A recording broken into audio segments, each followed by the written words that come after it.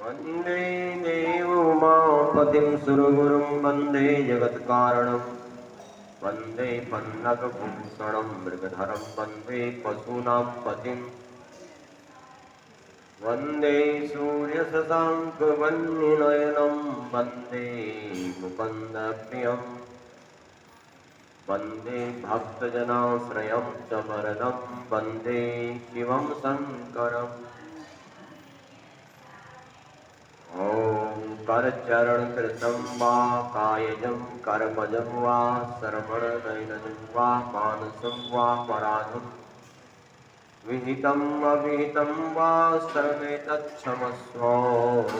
जय जय करुणावधे श्रीमहादेव शम्भो।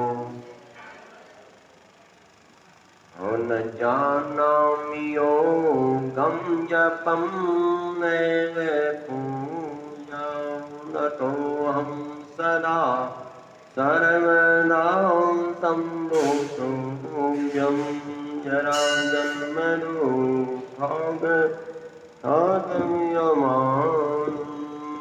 प्रभो पाहि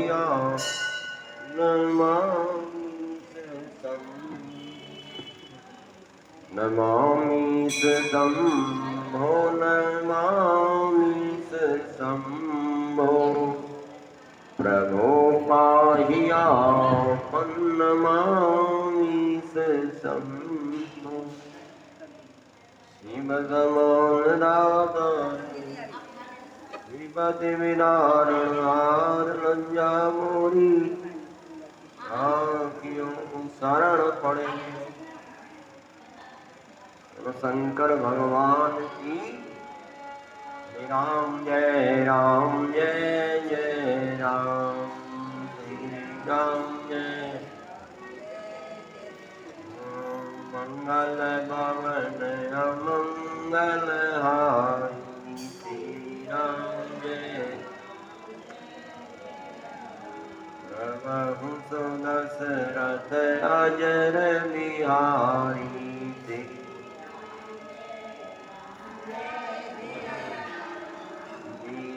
दयाल बिरद संवारी श्री राम।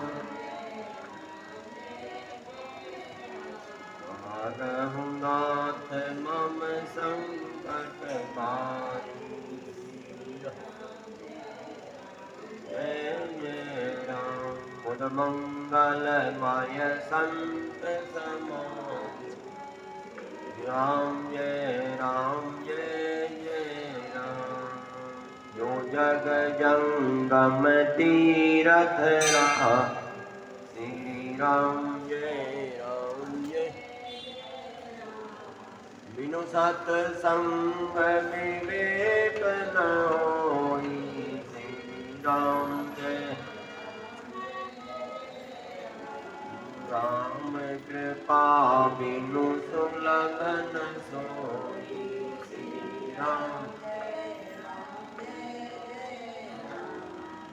मंगल भवन अमंगल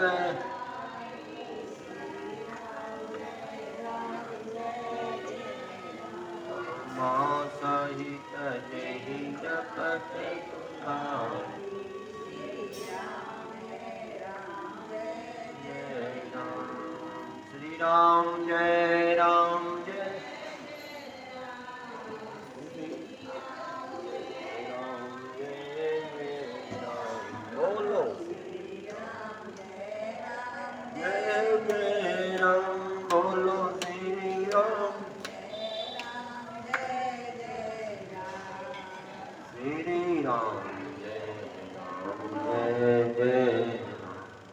सियापति रामचंद्र भगवान की।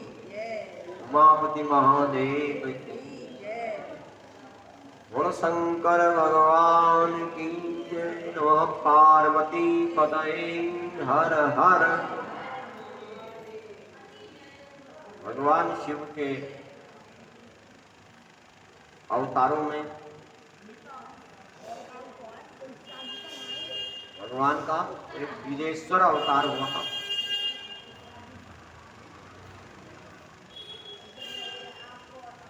वैश्य वैश्यनाथ का अवतार का दर्शन करके नंदीश्वर ने विजयेश्वर अवतार का प्रसंग चलाया। भगवान शंकर का एक अवतार है विजयेश्वर अवतार।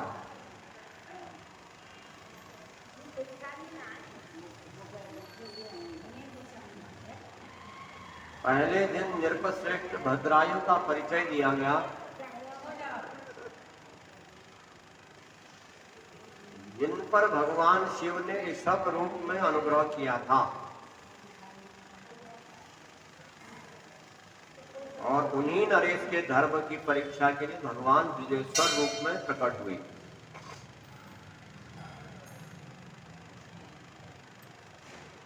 ऋषभ के प्रभाव से रणभूमि में शत्रुओं पर विजय प्राप्त करके शक्तिशाली राजकुमार भद्रायु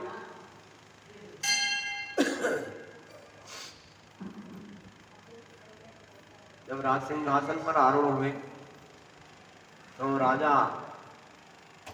चंद्रांगत और रानी सीमांती की बेटी सती साध्वी कीर्तिमालिनी के साथ उनका विवाह हुआ। तो किसी समय राजा भद्रायु ने अपनी धर्मपत्नी के साथ घूमने के लिए वसंत ऋतु में वन विहार करने के लिए एक गहन वन में प्रवेश किया। राजा भद्रायु ने अपनी पत्नी को घुमाने के लिए वन में ले गए।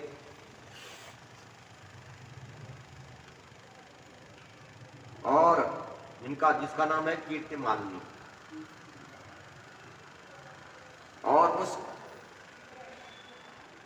उनकी जो पत्नी थी शरण में आए हो उनकी रक्षा करने वाली थी। और राजा का भी यह नियम था कि उस राज दंपत्ति के धर्म में कितनी दृढ़ता है और पति पत्नी में कितनी आपस में धर्म के प्रति कितनी दृढ़ता है, इसको जानने के लिए भगवान शंकर ने, पार्वती और शंकर ने एक लीला रची। शिवा ब्राह्मणी बन गई और शिव ब्राह्मण बन गई। और ब्राह्मण और ब्राह्मणी के रूप में राजा भद्रायु के सामने, जो बड़ी धर्मज्ञ थे, पत्नी भी धर्मज्ञ थी, भगवान शिव और पार्वती ब्राह्मण और ब्राह्मणी का रूप धारण करके उसके पास प्रकट हो गए। तो दोनों ने एक बाघ का, एक व्याघ्र का निर्माण किया।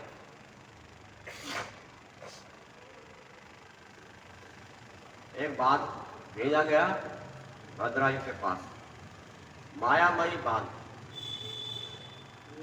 तो दोनों डर के मारे पति पत्नी रोने लगे बाघ के डर से और भागने लगे, और बाघ उनका पीछा करने लगा, भद्रायु और भद्रायु की पत्नी का।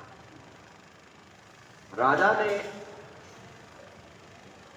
उन्हें इस अवस्था में देखा तो ब्राह्मण दंपत्ति भी डर के मारे महाराज की शरण में गए।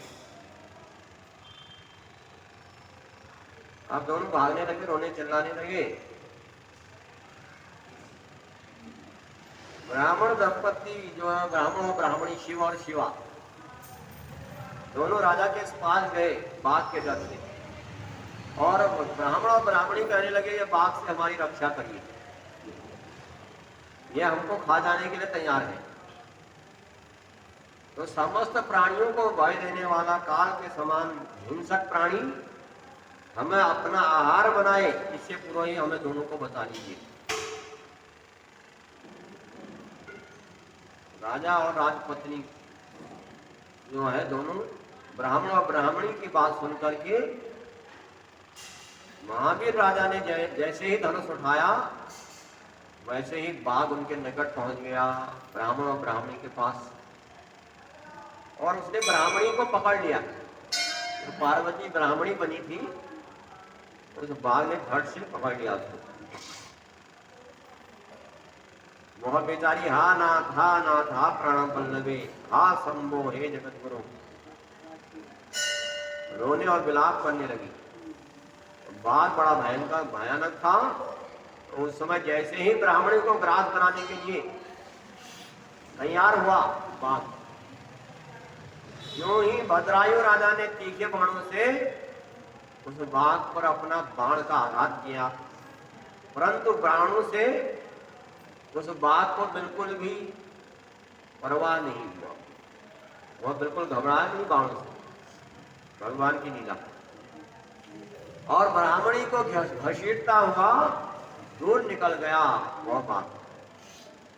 अपनी पत्नी को बाघ के पिंजड़े में देख करके ब्राह्मण बड़ा दुख हुआ और जोर जोर से रोने लगा। देर तक रोक करके उसने राजा भद्रायु से कहा ब्राह्मण ने कि राजन, तुम्हारे अस्त्र शस्त्र कहाँ हैं? सब बेकार हो गए। बाघ से हमारी पत्नी को आप बचा नहीं सकते, आप प्रजा को कैसे बचाएंगे? धनुष कहाँ है? तुम्हारे 12,000 बड़े बड़े हाथियों का बल है, ये बल का क्या हुआ? दूसरों को रक्षा करना क्षत्रियों का परम धर्म है। क्षत्रिय जो है रक्षा करने वाले होता है। तो ये हमारे हाथ जो है क्षत्रिय के रूप में, जब हमारा कहीं पर कुछ होता है तो ये बचाने के लिए आ जाते हैं हाथ, हैं? कोई बात नहीं। तो ब्राह्मण कहने लगे तुम्हारे अस्त्र शस्त्र सब बेकार हो गए, क्या बात है? बड़े बड़े हाथियों का बल है तुम्हारे पास। धर्मज्ञ राजा अपना धन और प्राण लेकर भी शरण में आए हुए दीन दुखियों की रक्षा करते हैं। राजा लोग जो आ जाता है शरण में उसकी रक्षा करते हैं। जो पीड़ितों की प्राण रक्षा नहीं करते, ऐसे लोगों को जीने की अपेक्षा मर जाना चाहिए। राजा से कहा ब्राह्मण ने कि ऐसे राजा का क्या लाभ जो अपने प्रजा का बचाव न कर सके, अपना देश का बचाव न कर सके। ऐसे राजा को तो मर जाना ही ठीक होगा। इस प्रकार ब्राह्मण का विलाप सुन करके उसके मुख से अपनी पराक्रम की निंदा सुनी जब भद्रायु राजा ने, तो राजा शोक से मन ही मन कहने लगा, आज भाग्य के उलट फेर से मेरा पराक्रम नष्ट हो गया।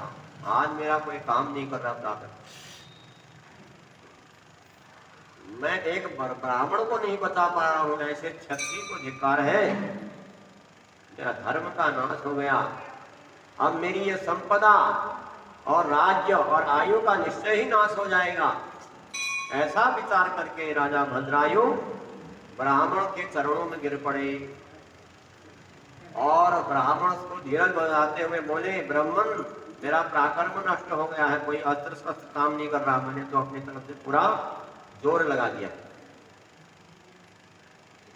मेरे वो क्षत्रिय अधर्म पर कृपा करिए, आप रोना छोड़िए। ब्राह्मण से कहा, मैं आपको ऐसी चीज दूंगा, यह राज्य, यह रानी और मेरा यह शरीर सब कुछ आपके अधीन है, बोलिए आप क्या चाहते हैं? ब्राह्मण बोले कि राजन, अंधे को दर्पण क्यों दिखाना? अंधा जो व्यक्ति है उसको दर्पण दिखाने से क्या लाभ होगा, बताइए? मेरा काम कुछ और है और तुम कुछ बात और कर रहे हो। मैं ये घर लेकर के क्या करूंगा? मैं तुम्हारी पत्नी से क्या करूंगा? पर पत्नी से है? जो मूर्ख है उसे पुस्तक से क्या काम? जिसको पढ़ना लिखना ही नहीं आता उसके आगे पुस्तक दे दो तो उसका फायदा नहीं है। जिसके पास स्त्री नहीं है वह धन लेकर के क्या करेगा? उसको स्त्री की जरूरत होगी। मेरी पत्नी बात के मुख में चली गई और तुम देखते रह गए। मैंने पत्नी के साथ घूमने आया था तो आप भोग के लिए अपनी इस बड़ी रानी को मुझे दे दीजिए। अब ब्राह्मण ने कहा कि मेरी पत्नी को खा गया बात, अब तुम अपनी वह बड़ी रानी है उसको मेरे को दे दीजिए। राजा ने कहा कि ब्राह्मण, ये क्या यही तुम्हारा धर्म है? क्या तुम्हें गुरु ने यही उपदेश किया है? क्या तुम नहीं जानते कि पर स्त्री का स्पर्श भी नहीं करना चाहिए? हैं? पर स्त्री जो है यश की हानि करने वाला है। और स्त्री का संसर्ग बदनामी करने वाला एक चरित्र है। पर स्त्री का भोग करने से जो पाप कमाया जाता है उसे वह पाप कभी दूर नहीं होता।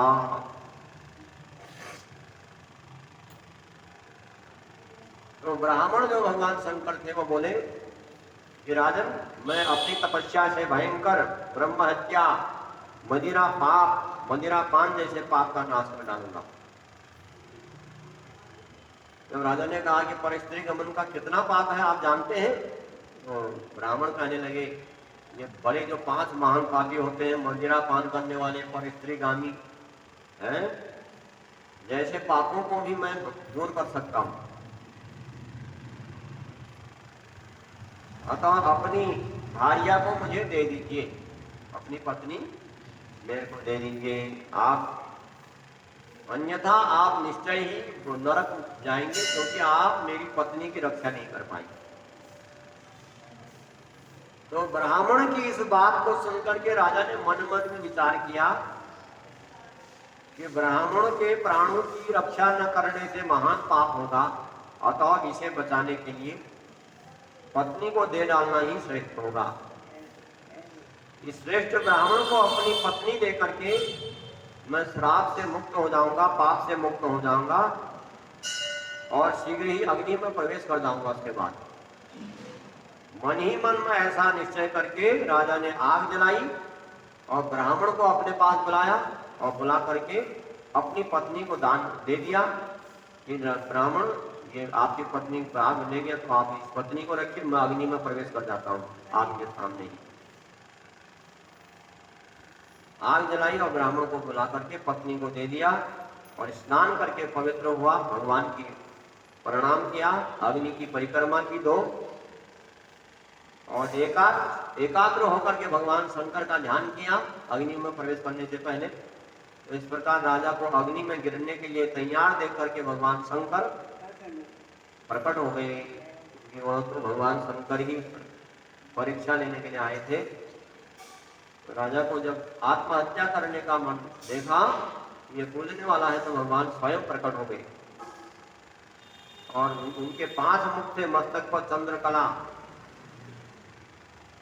आभूषण का काम कर रही थी और तो करोड़ों करोड़ों सूर्य के समान तेजस्वी भगवान, हाथों में त्रिशूल, उठार ढाल लेकर के बैल की पीठ पर बैठे हुए भगवान शंकर ने राजा भद्रायु को दर्शन दिया और दर्शन जनित आनंद से युक्त होकर के राजा भद्रायु ने हाथ जोड़ करके भगवान शंकर की स्तुति की।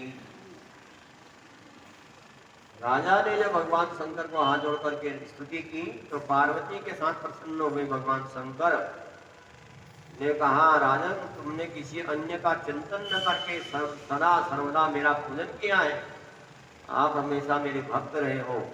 इस भक्ति के कारण तुम्हारे द्वारा दी गई इस पवित्र स्तुति को सुन करके मैं प्रसन्न हूं।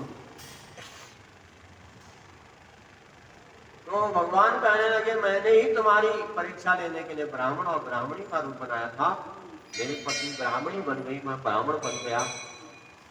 जिस बाघ ने ग्रस लिया मेरी पत्नी को वह ब्राह्मणी और कोई नहीं, वह गिरजानंदिनी उमा देवी ही थी। और तुम्हारे बाणों से मारने से भी जिसको शरीर को चोट नहीं आई पहुंची वह व्याघ्र माया जो ब्राह्मणी है, वो गिरजानंदिनी और वह बाघ माया से बनाया हुआ था। तुम्हारा धैर्य की परीक्षा की देने के लिए तुम्हारी पत्नी को मैंने मांगा था। इस कीर्ति मालिनी नाम की तुम्हारी भक्ति से जो पत्नी है उससे संतुष्ट हूं, तुम्हारे से मैं बहुत प्रसन्न हूं, इसलिए कोई वरदान मांग लो। तो राजा कहने लगे कि राज भगवान, तो आप तो साक्षात परमेश्वर हैं, आपने सांसारिक ताप से घिरे हुए मुझ अधम को प्रत्यक्ष दर्शन दे करके मेरे लिए वरदान से भी ज्यादा काम किया है। जिन भगवान के दर्शन के लिए योगी लोग भक्ति करते रहते हैं लेकिन दर्शन नहीं हो पाते, आज उन भगवान का प्रत्यक्ष दर्शन मेरे सामने हुआ है। आपसे मैं कोई दूसरा वरदान नहीं मांगता, मेरी यही इच्छा है कि मेरी रानी और मेरे माता पिता पद्माकर वैश्य और उसके पुत्र सुनाई, इन सबको आप अपना लीजिए। और रानी कीर्तिमालिनी ने भी, भद्रायु की पत्नी कीर्तिमालिनी ने भी भगवान शंकर को प्रणाम किया और भक्ति से भगवान शंकर को प्रसन्न किया और उत्तम वरदान मांगा, महादेव मेरे पिता चंद्रांगद और माता सीमांतनी, इन दोनों को भी आप के समीप निवास प्राप्त हो। तो राजा ने अपने परिवार वालों के लिए, समीप के लिए वरदान मांगा और रानी ने अपने माता पिता के लिए कहा कि आपके समीप सबका निवास हो, मेरे माता पिता का। भक्त वत्सल भगवान शंकर ने खुश होकर के कहा कि ऐसा ही होगा और दोनों पति को इच्छानुसार वरदान देकर के क्षण भर में ही भगवान शंकर और पार्वती अंतर्ध्यान हो गए। राजा भगवान शंकर का प्रसाद पा करके रानी कीर्तिमालिनी के साथ सुख से रहने लगा। 10,000 वर्षों तक भद्रायु राजा कीर्तिमालिनी के साथ, पत्नी के साथ रहा। उसके बाद भगवान शंकर के परम पद को प्राप्त कर लिया। राजा और रानी दोनों ही भक्तिपूर्वक महादेव जी की पूजा करके भगवान शिव के धाम को प्राप्त हुए, जहाँ परम पवित्र पाप नाशक कथा है, पवित्र कथा भगवान शंकर की, जो पापों को नाश करने वाली और गोपनीय कथा है। इस कथा को पहली बार सुनाऊंगा। भगवान शिव का चित्र, लीलाएं बड़ी विचित्र हैं। जो भी सुनता है और सुनाता है, दोनों का शुद्ध चित्त साफ हो जाता है। इस लोक में भोग होकर के अंत में भगवान शिव के पद को प्राप्त कर जाता है, जो भगवान शंकर की श्रावण मास की में कथा सुनते हैं। भगवान शंकर उन पर कृपा करते हैं। बोलो शंकर भगवान। नमः शिवाय। ओम नमः